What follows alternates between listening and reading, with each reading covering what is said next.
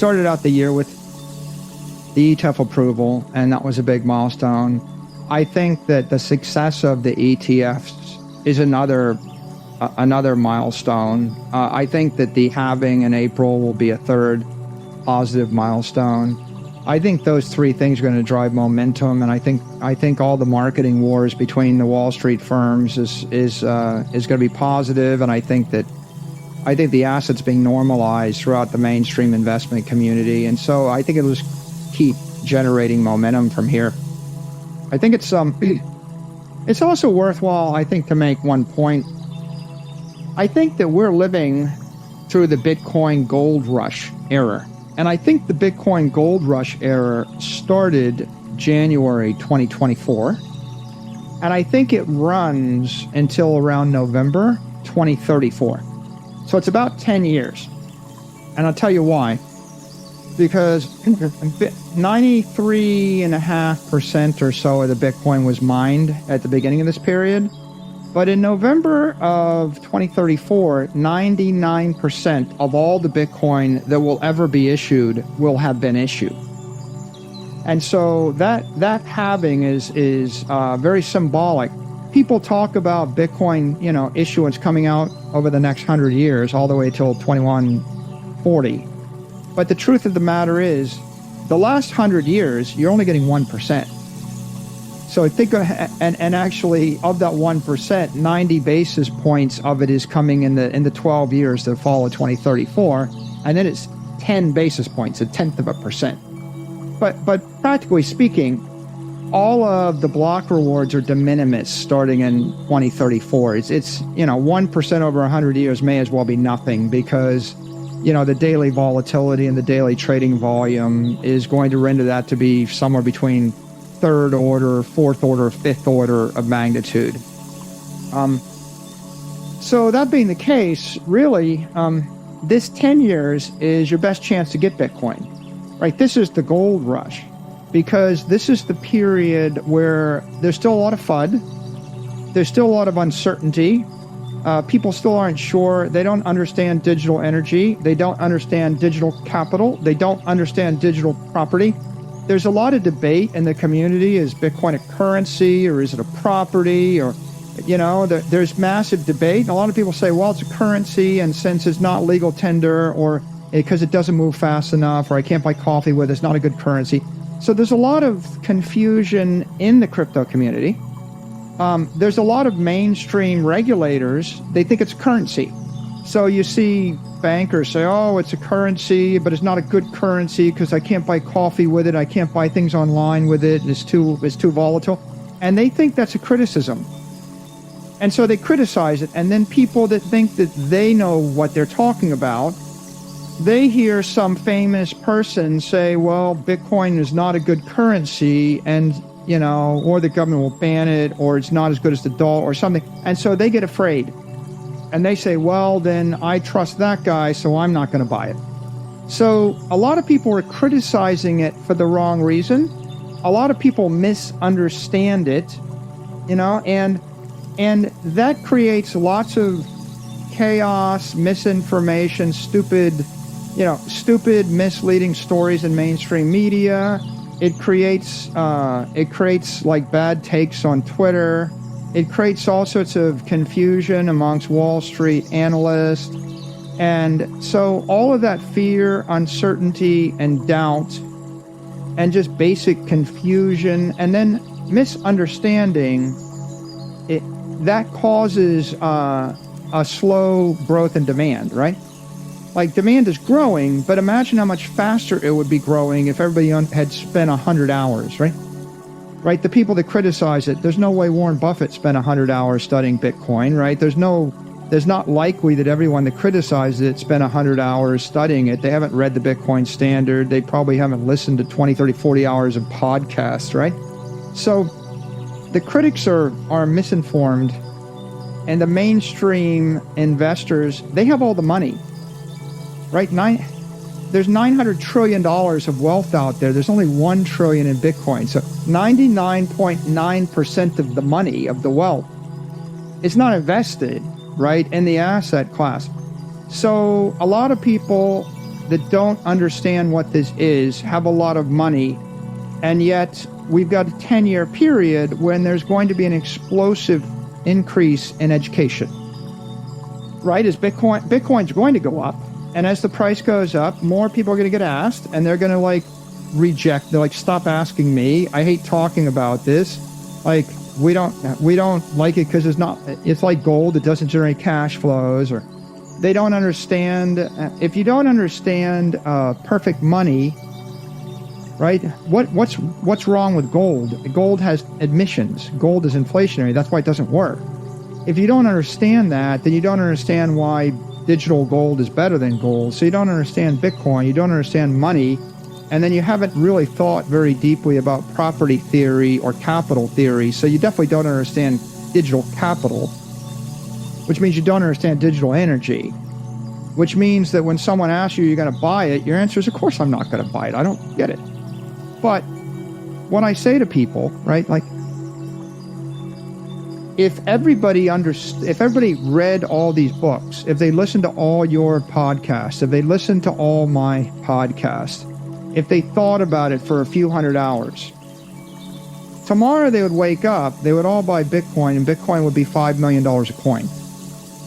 And then we'd be doing this podcast, and you would say, Mike, all the comments from all my followers are, is it too late? And I would say, well, it's too late for you to get insanely rich. You're not going to get 100x, right? If you buy Bitcoin at 50,000 when it's 500 or 5 million, you're going to be bragging to your kids that you got 100x your return, right? So it's going to be too late for that. But it's not too late to buy it, because it's still better to buy the thermodynamically sound digital asset, which doesn't have all of the liabilities of real estate, stocks, or bonds. It's still going to go up in value faster than the S&P index. It's still going to be a better after-tax return than owning sovereign debt. It's still going to be better than owning physical property subject to acts of God, force majeure, and all the other physical limitations. So it's still going to be the best investment. It's just not going to be the investment that got you the 100x return that you were going to brag about. And so there's no reason to worry, right, or fret. You don't want people to figure this out, right? Like if they figure it out, you have 10 years during which you can work and you can buy Bitcoin while everybody else disagrees with you and doesn't understand it because they're intellectually lazy or they're a different generation, right? So that it's like me saying it's 1905 and in 15 years everybody's going to have an automobile, and now you know. Okay, well, you have 15 years to get rich in the automobile business. Figure out, are you going to set up the dealership in New York City? Are you going to start a company? Are you going to be a salesperson? What are you going to do? You have 15 years. Figure it out. This is better than that. But this is a 10-15 year head start. I had this analogy. It's like you could be working at a McDonald's. You could be working for $10 an hour, right? But if you're sweeping the $10 an hour in an asset that goes up by a factor of 100, you're getting paid $1,000 an hour. Okay, so how long do you want to work at $1,000 an hour? Well, you want to work at $1,000 an hour as long as you possibly can, because once people figure it out, then you go back to your $10 an hour job, right? So we're in the gold rush period. People are, when they think about it, they're going to realize this is the period during which everybody in the world started to realize Bitcoin is digital capital, and there's a digital transformation of money.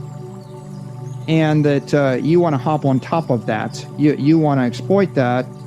And there's 1,000 ways to do it. Maybe it's just work really hard at your job and buy Bitcoin. Maybe it's start a company. Maybe it's do something different. You decide, right? But I don't ever regret any stacking I did. I mean, we bought Bitcoin, below 10,000. We bought Bitcoin probably above 60,000. I mean, at the end of the day, we never know when the world wakes up, gets rational, and then it runs through the all-time high, and then we regret not having bought more. I would encourage anybody that thinks maybe I'm too late. I mean, I think I would say, well, maybe you just haven't studied this enough, right? You don't give me your money if you're not confident. Give me your time. And if you don't want to invest the time, maybe you don't care about money that much. It must not matter to you that much. If it matters to you, then you spend enough time to figure out whether I'm right or whether I'm wrong. And there's plenty of information out there for you to come to your own conclusion.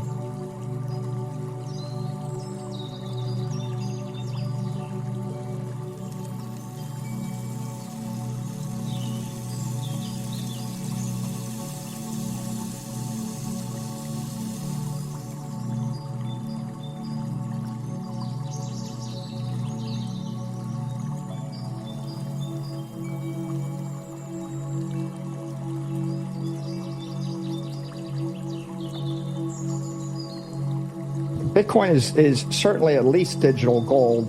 It's going to eat gold. It's got all of the great attributes of gold, and it's got none of the defects of gold. If you could teleport gold from New York to Tokyo in a few minutes, people would like it. It's going to divert capital from risk assets and risk ETFs like SPY, and you can see that these ETFs are doing that. It's going to be incorporated into a lot of funds like the BlackRock Global Opportunities Fund or the Strategic Income Opportunities Fund. And so it's an asset class. As it goes into other funds, it's going to become structural. The halving is going to cut the organic supply of natural sellers in half around April 20th. That means there's only about $32 million a day of natural sellers. And the price of Bitcoin is going to have to adjust up in order to meet that investor demand. So I think that's what's going to happen next to the asset class.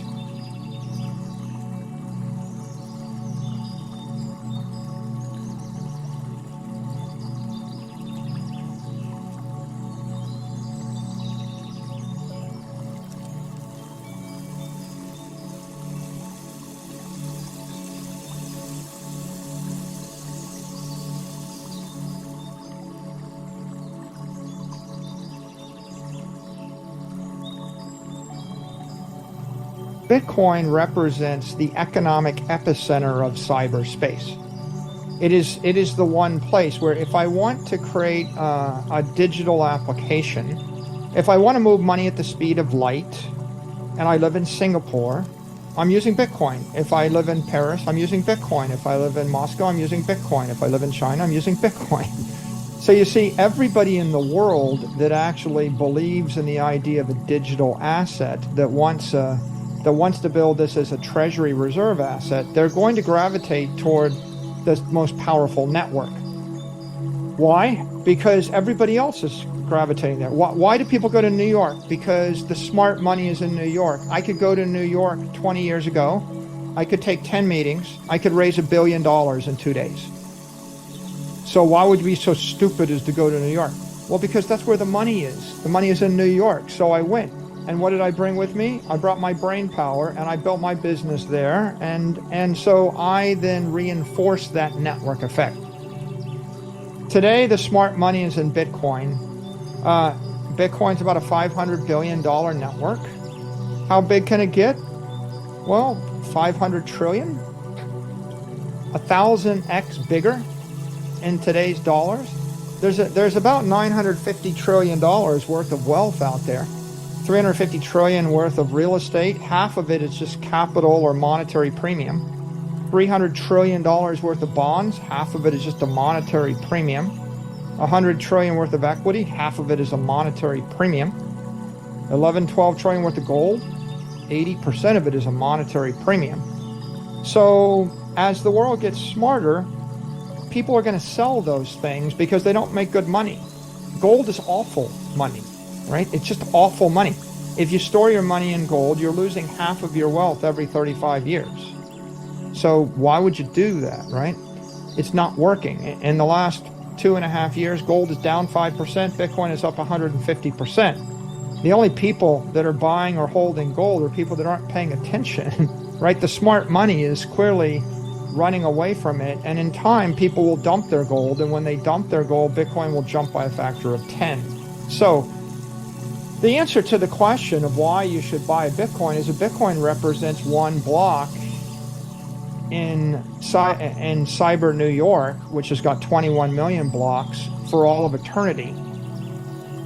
And in the year 2500, people are going to be moving to cyber New York, right? I mean, New York was founded a long time ago, right?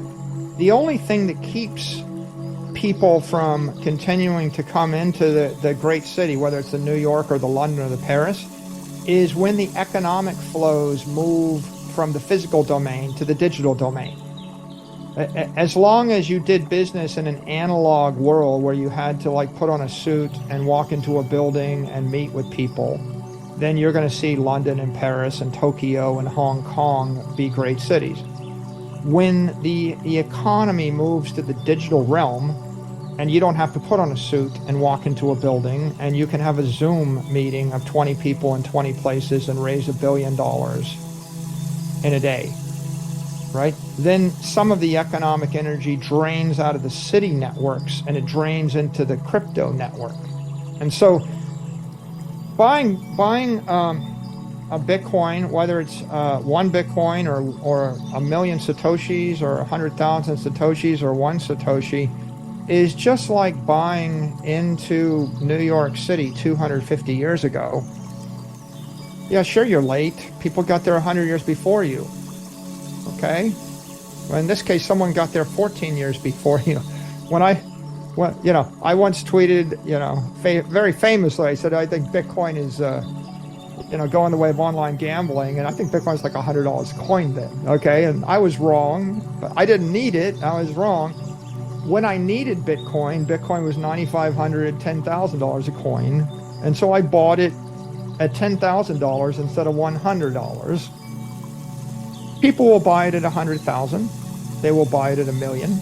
They will probably buy it at 10 million, right? Because, how much does it cost for an apartment in Manhattan? People pay $10 million for 4,000 square feet. $10 million, right? All of Manhattan was purchased for like $29 in beads or something. If you roll the clock back, some nothing. And so you can't really get caught up in what the unit price is. You have to ask the question, what is the dominant network in cyberspace? And Bitcoin is the dominant network.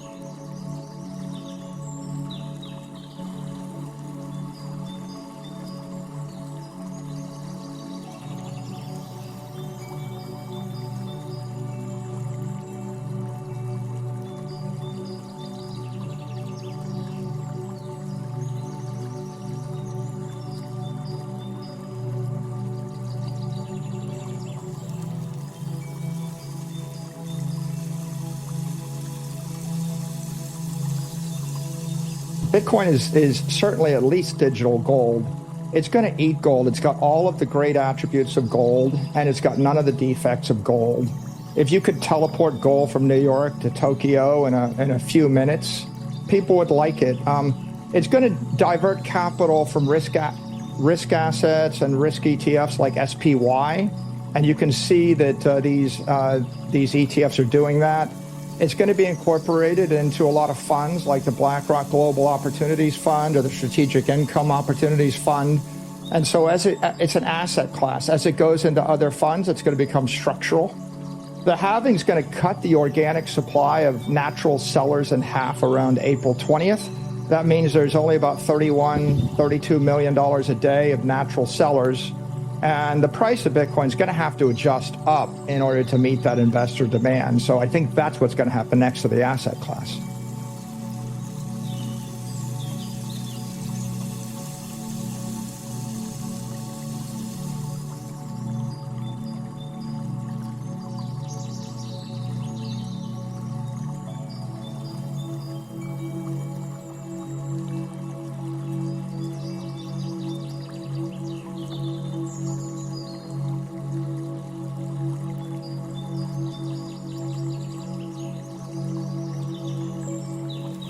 BlackRock is like the container ship or the super tanker of Bitcoin. They can take $1 billion a day into their capital structure, and they can haul that very efficiently, 25 basis points. MicroStrategy is like air freight. We got higher performance. So what's going on here? MicroStrategy's got leverage. if we borrowed $800 million at 62 basis points, is there any company in the world that you wouldn't like to invest in that could borrow $1 billion at less than 1% interest to invest in your best idea? So we get that very intelligent leverage. It's non-recourse, it's unsecured, and then we buy Bitcoin with it. That leverage gives us volatility. It gives us performance. The performance gives us volatility. The volatility attracts capital, and we can then leverage more. It's kind of intelligent because it's convertible debt. It's given our shareholders more Bitcoin per share this week than they had a few weeks ago. So it's very accretive for them. And it's pretty compelling for every investor. If you're Bitcoin curious right now and you want to buy Bitcoin at the all-time high, how do you get the upside in Bitcoin with downside protection?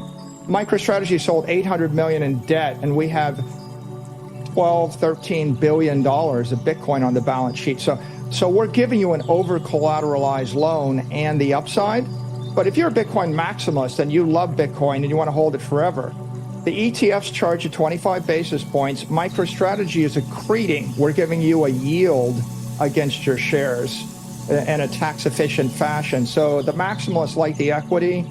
The hedgers, they kind of like the upside with downside protection. The traders love the vol. You know, we've got 100 vol asset here, and they just like the vol. So we're unique because you can't really trade options on the ETFs, and an ETF isn't going to issue a convertible bond with upside to Bitcoin but downside protection.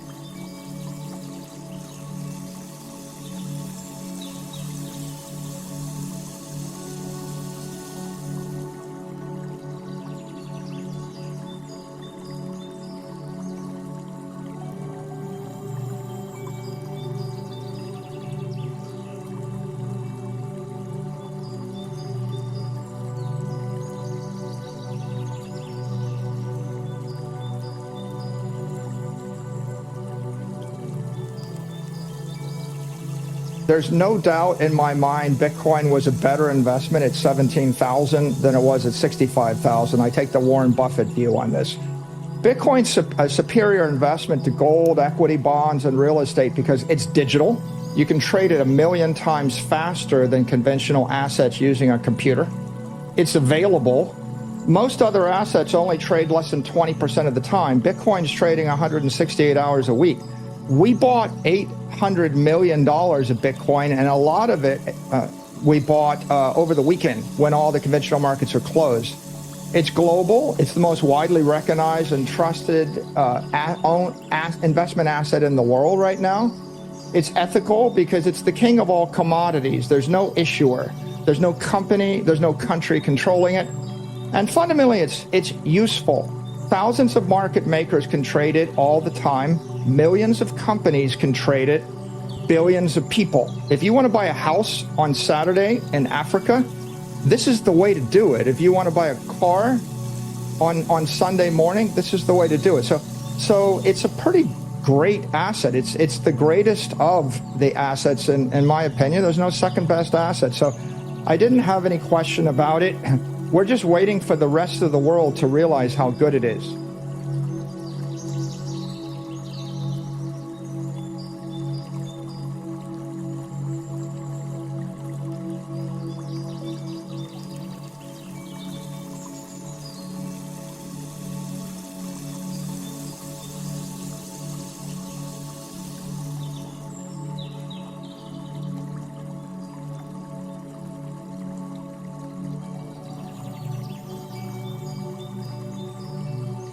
There's nothing comparable, right?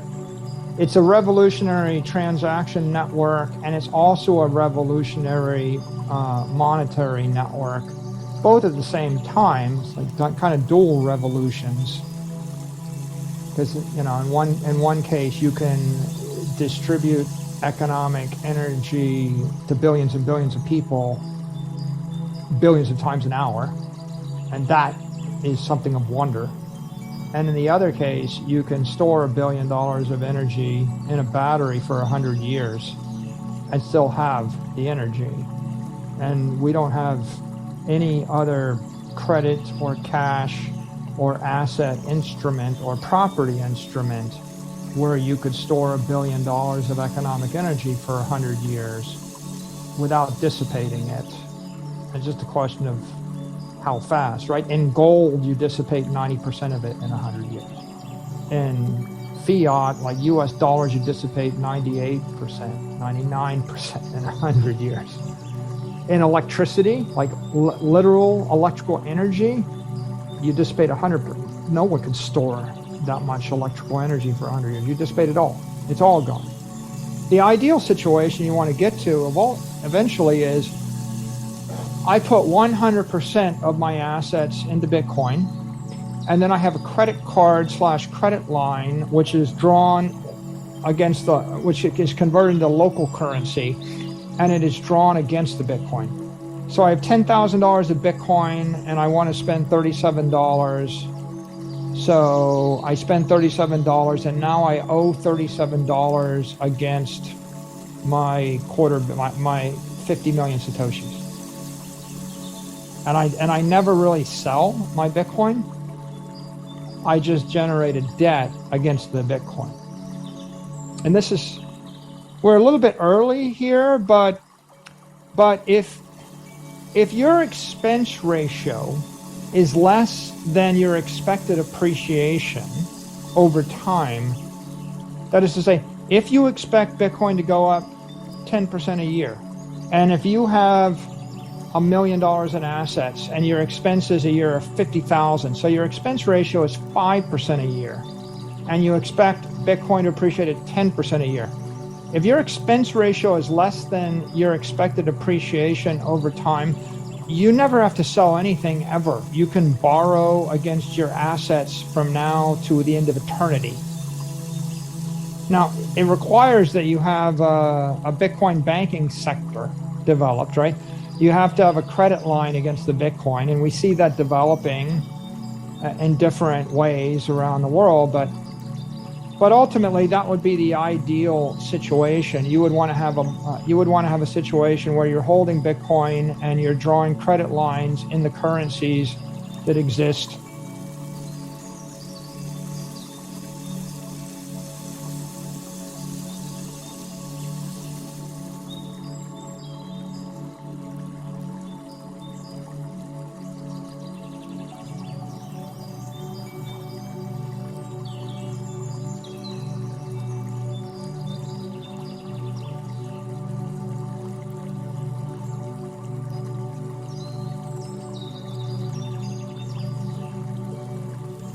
If your expense ratio is less than your expected appreciation over time, that is to say, if you expect Bitcoin to go up 10% a year, and if you have $1 million in assets and your expenses a year are $50,000, so your expense ratio is 5% a year, and you expect Bitcoin to appreciate at 10% a year. If your expense ratio is less than your expected appreciation over time, you never have to sell anything ever. You can borrow against your assets from now to the end of eternity. Now, it requires that you have a Bitcoin banking sector developed, right?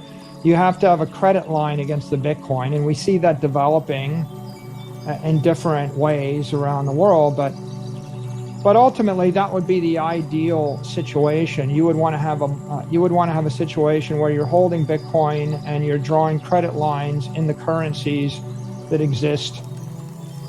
And I think what we'll see is the world will reduce down to 10 currencies or 5, the Chinese currency, the US dollar, the euro. So I think that what we see is a collapse of currencies to a few. And I think you see the collapse of properties to a few, right? Like, for example, there's 100,000 buildings in the US you can buy for the cost of 1 Bitcoin. Or you can buy Bitcoin. Which of the two is the easier decision?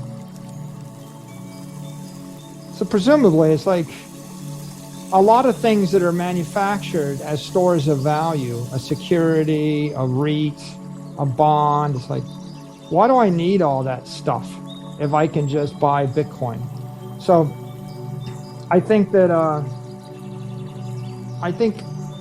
how will it develop? It'll develop at different rates organically in different countries, in different markets, based upon the culture, based upon the law, based upon, you know, the circumstances of the people, and based on crises, and based on common sense.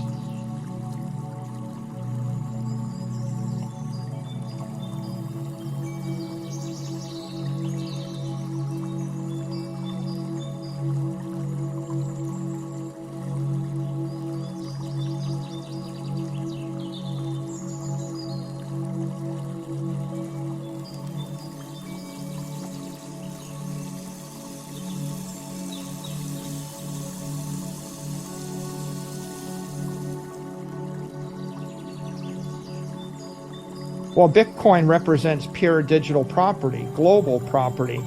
It doesn't have the dilutive elements of a security. It doesn't have the dilutive elements of a currency or a credit instrument or debt instrument. It doesn't have the dilutive elements of property, right? You want to buy a second apartment, an Airbnb. Okay, well, fine. You know, someone may move into it and trash it. You may have a renter that doesn't pay the bill. You may get rent controlled by the city. You may actually have a tornado hit it and trash it. You'll probably get a property tax on it from the city, maybe from the county, maybe from the state, maybe from the government. If you ever have to leave, you can't take it with you. And at some point in 100 years, the thing is probably going to have to be completely rebuilt and renovated to be usable again. So property's not a great long-term store of value. Credit's not a great long-term store of value. They're not scalable. You can't buy $437 of an Airbnb apartment every 2 weeks. So Bitcoin offers you apex global property. Theoretically, you know, if the S&P index yields 7%, there's no reason why Bitcoin shouldn't appreciate about 14% in that environment. I think you get about a 7% real yield over the course of 100 years, whereas S&P index gives you 0% real yield. The best you can theoretically do with real estate property is maybe a 2% real yield if you're just really good at it. But there are just so many risks. You know, will your grandson or granddaughter be able to run the family property portfolio no matter what country they live in? And are you sure that any of 10,000 politicians aren't going to pass a law to destroy your property values sometime in the next 100 years? Think back from 1900 to the year 2000. And now imagine that you own a bar of gold in the bank in your city. What's the likelihood that you still have it 100 years later? Imagine you have a building in a major city in the world. Imagine you still have it 100 years later.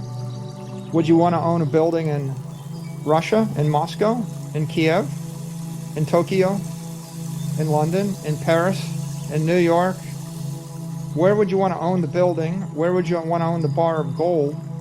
It turns out that everywhere in the world, the gold got seized. Maybe you might have got by in Zurich, Switzerland, but everywhere else you lost all your money. Every bank failed. Every currency failed. You know, so your best bet is maybe you own property that they can't make more of. If you're lucky enough to own, if you owned a piece of property on the Gold Coast of Florida for 100 years, it went from $100,000 to $50 million. Good, but the property taxes on it probably offset the capital gain from it if it was residential.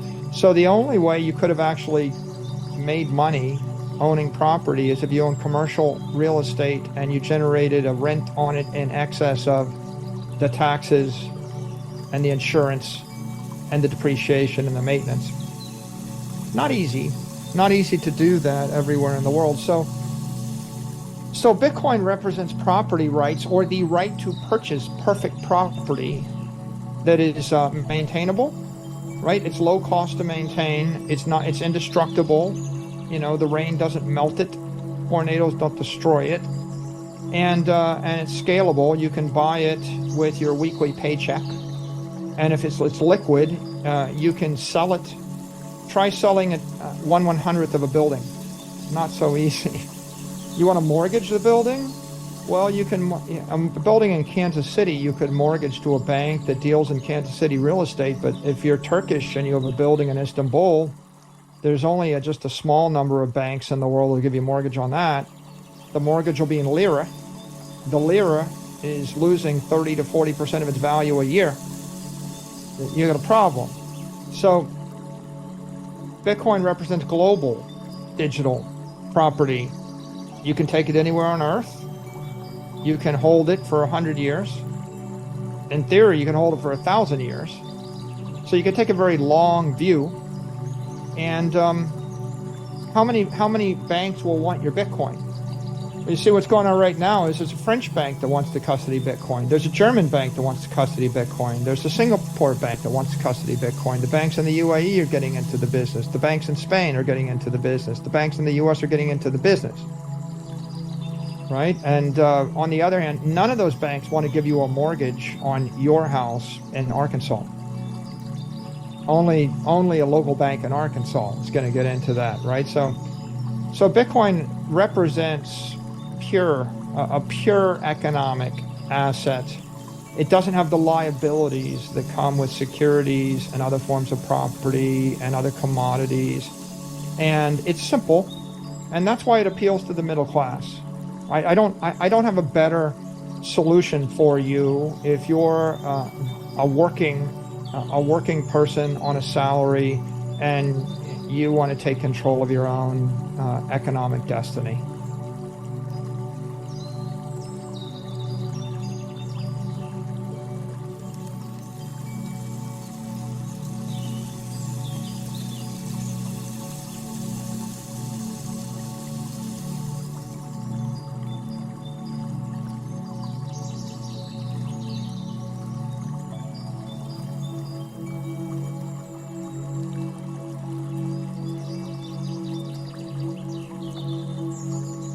So if you're looking for, a measure of energy that's easiest to develop, or property you can develop on top of, then you want the most universally desirable property that's hardest to impair, that's easiest to develop, that can be utilized at the highest frequency.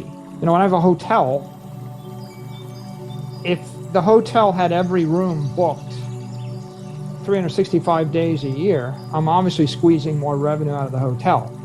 But let's do a thought experiment. What if I had 100 rooms in the hotel and every room is booked every night, 365 days a year, and you're charging by the hour? Well, that's interesting.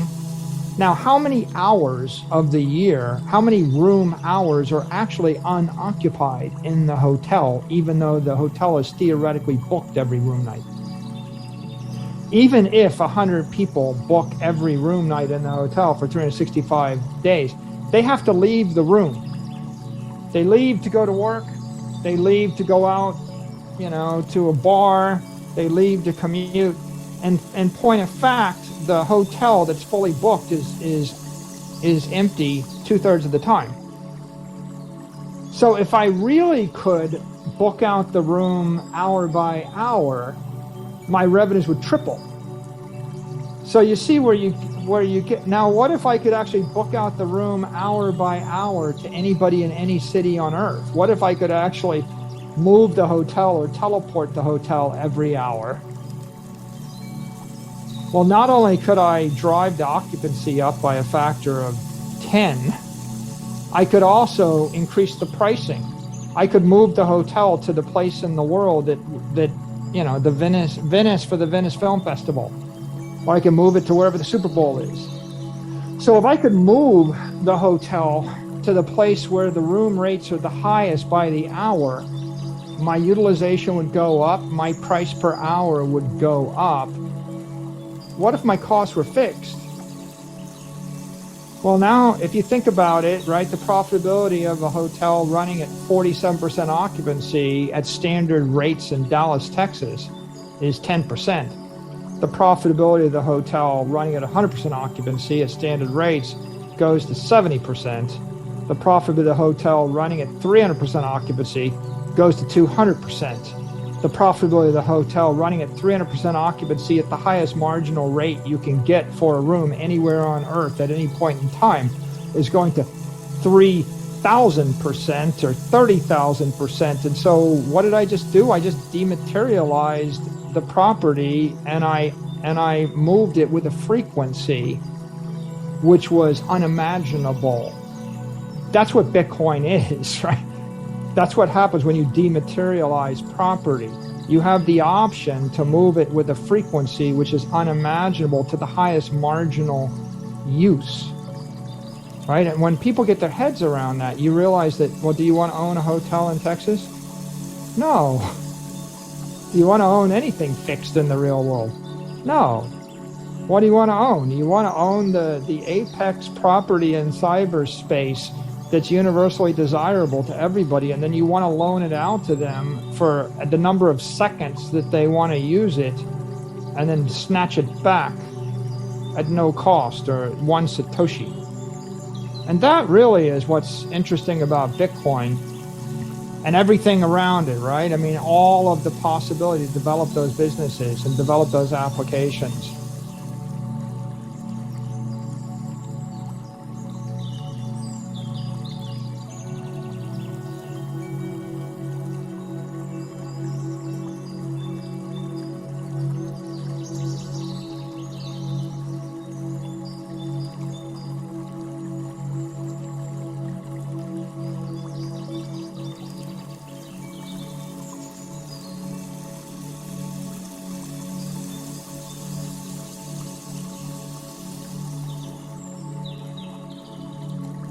You want to help your country? Let's take Turkey. Okay, well, Turkey's got a problem. Their currency is collapsing. And as the currency collapses, all the people of Turkey are being impoverished. They've lost 96% of their wealth against the dollar in 20 years. They have a $20 to $40 billion balance of payments problem every year. They have $50 billion of gold. You want to solve the problems of Turkey? What worries me? Well, if I was Turkish, this would worry me, right?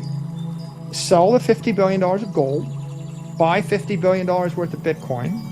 Bitcoin will go up by a factor of 4 to 5.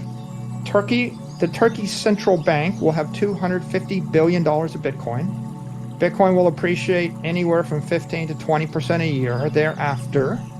They will end up with a $40 billion surplus from their Bitcoin position, offsetting a $20 to $40 billion deficit from their balance of trade problem. The Turkish lira will actually turn around and strengthen. Everybody in Turkey gets rich or gets richer. They stop getting poor. The country is saved. The currency is saved. The people are saved. They start an avalanche. What would I worry about? I worry about holding gold. That's, you know, if you're asking me what do I fear, I don't fear anything if I actually have the superior asset. If I was a gold holder, I would fear that one person in Turkey would have the clarity, the conviction, and the courage to sell all the gold and buy Bitcoin. Because if that one person does that, then everybody else is going to start to copy them. The price of gold is going to crash from $1,900 an ounce down to $200 an ounce over time. Gold will approach its utility value. The monetary premium gets stripped off of it. Other nations will start to do the same thing.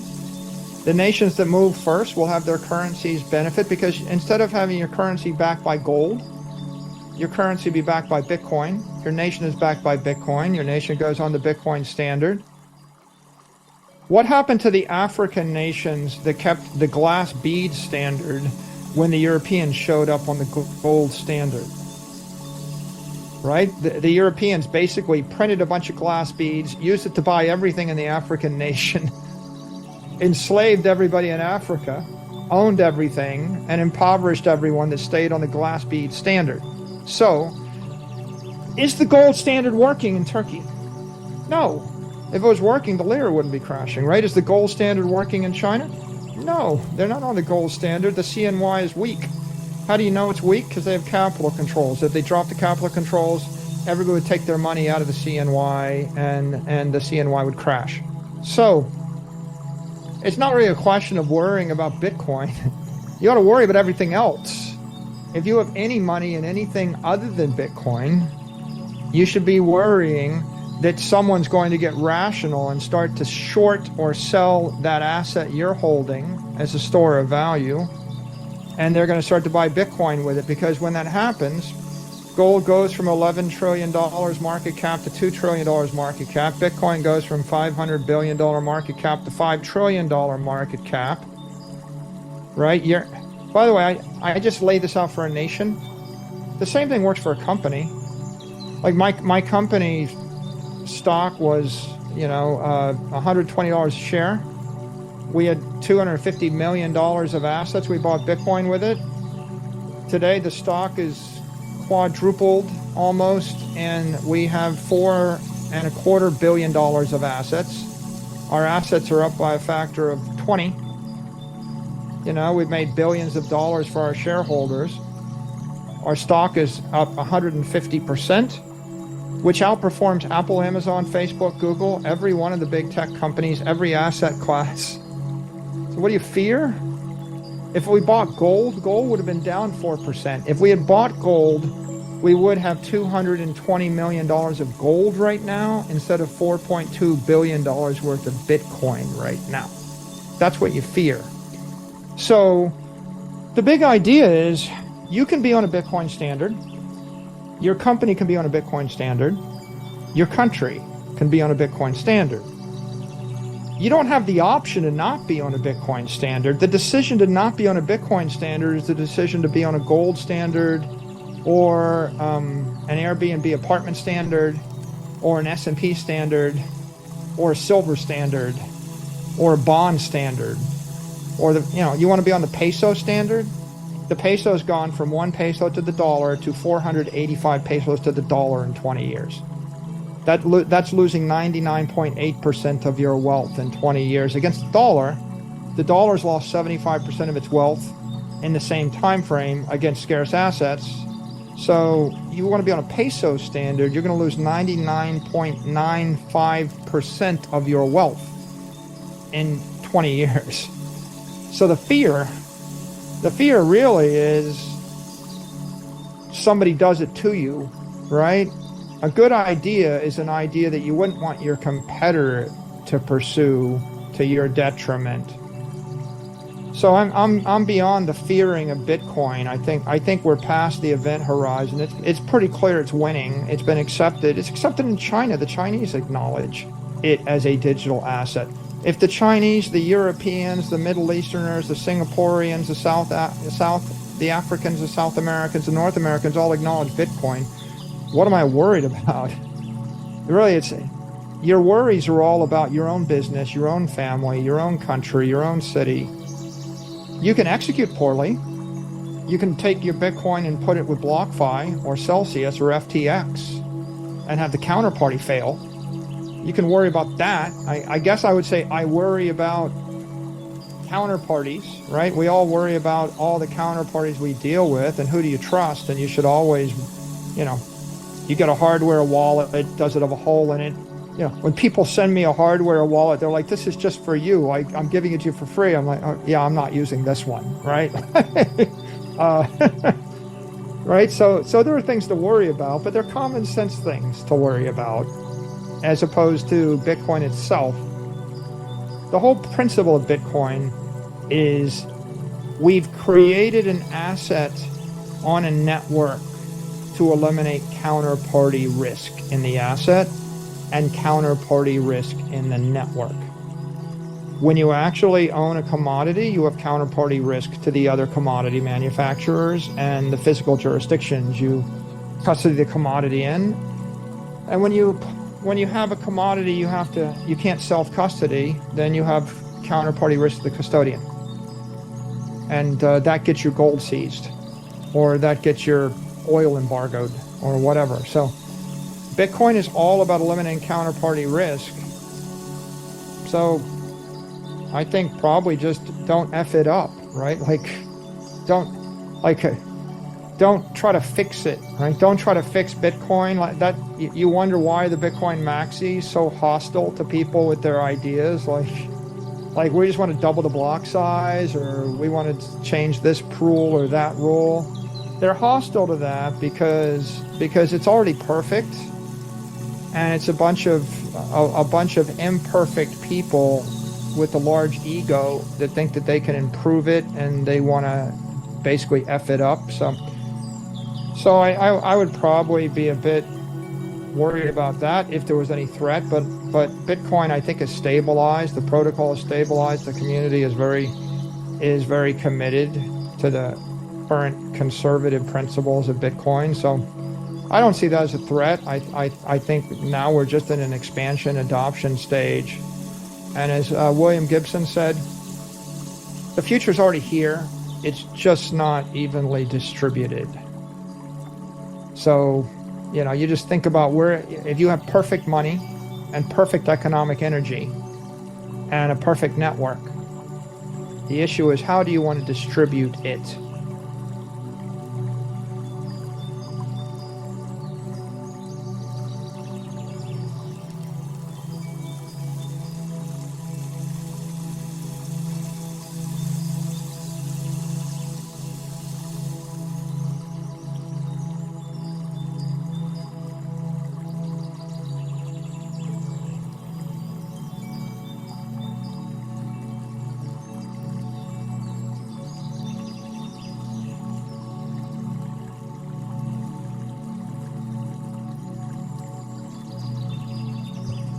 I like Bitcoin mining. I think it's good business.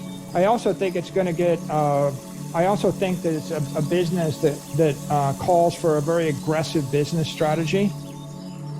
Like, you want to get big fast, like raise billions of dollars of capital and buy up all the other miners and buy up all the equipment, and then raise billions of dollars of more capital. And I know there's the Bitcoin ideal, which is we want distributed mining, and okay, I'm okay with that, but I just see that when you see someone with 3 football fields full of mining rigs, right, and they're engineering this stuff, you start to think this is getting to be a very scale-intensive, capital-intensive business. So I don't think that I would go into that business unless you really knew what you were doing. My view is the most valuable property in the universe is Bitcoin. The second most valuable property in the universe, presumably, is a Bitcoin mining rig that's producing right now. And then after that, you've got these concentric circles. After that, you can own companies that are Bitcoin companies, but they're competitive with each other. Some can win, some can lose. And then you can own non-Bitcoin companies, right? And then some are better than others.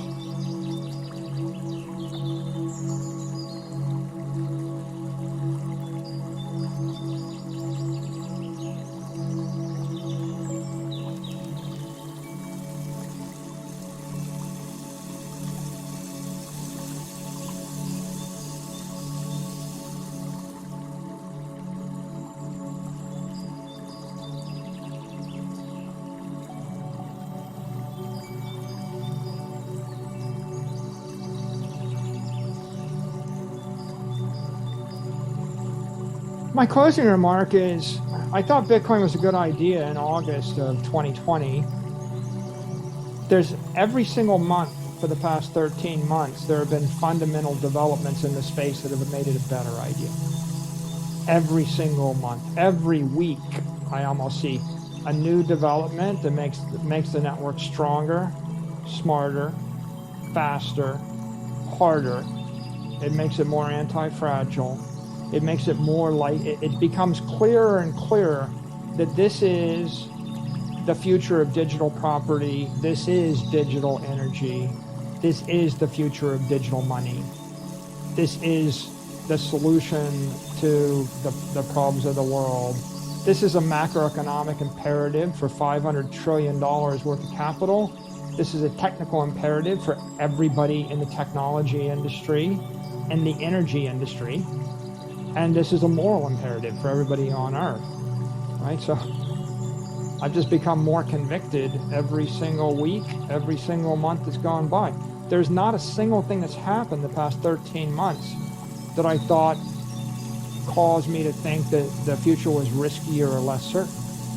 I mean, even the China exodus, right, which was probably the most brutal event that we've seen, it was a good thing for the network, and it removed the biggest existential threats. You know, is Bitcoin going to be hijacked by the Chinese government?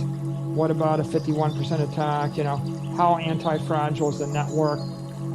Is Bitcoin American or Chinese technology? After the China exodus, it became clear that Bitcoin is US technology. This is good for the Western world. This is part of the Western technology stack. This is Google and Apple and Amazon and Facebook and Bitcoin, right? So the worst thing that happened was the best thing that happened. Everything else has been a good thing to happen. It's like, you know, you're watching every shoe drop. Companies adopting, banks adopting, politicians supporting, right? The negative FUD in the media is just people noticing that Bitcoin is the most disruptive technology of the decade. And even the negative publicity is positive publicity. It's all just marketing Bitcoin. It's like, if these people hate on it so much, why? It must be really good that they're so afraid of it. And where, you know how you have a shock wave? A shock wave forms when you move faster than the air. If I move through the air faster than the air can flow around me, then I create a shock wave. I'm disrupting laminar flow, and I'm getting turbulence because I'm going too fast. Okay? Bitcoin is creating turbulence because it's going too fast. Right? When you see some uninformed politician that critiques it, it's because they were asked to have an opinion and they had 10 minutes to study it, and so they give an uninformed opinion. When some billionaire investor says they like gold better, it's because they're asked to have an opinion and they spent 30 years studying gold, and they haven't spent 30 hours or 300 hours or 1,000 hours studying Bitcoin. They had 30 minutes, 60 minutes, 15 minutes. A lot of people, you know, when these editorials are written in the Journal and the New York Times, I never seen anybody ever say, oh, I spent 1,000 hours studying Bitcoin, let me break down my problems with it. I never seen anybody say, I spent 100 hours studying it, let me tell you the 13 problems I have, you know? There are no informed critiques. I have yet to see them. There are uninformed critiques. And what is that? That's the same as your fighter jet slamming into a wall of air faster than the speed of sound, and you get a shock wave, and you get turbulence, and you get heat, and you get sound and fury. And is that a bad thing? It just means we're moving fast, right? We're moving very fast, and we're getting noticed, and everyone has to notice it.